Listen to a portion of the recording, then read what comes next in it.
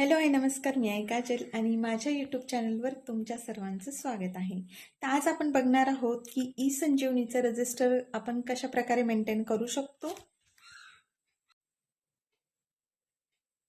तर हे माझं ई संजीवनी कॉल रजिस्टर आहे.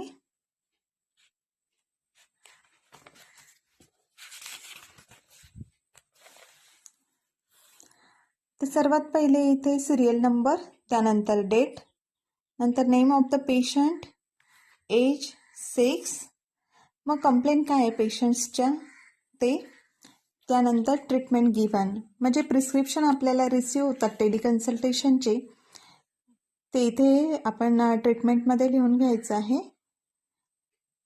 आणि त्यानंतर ट्रीटिंग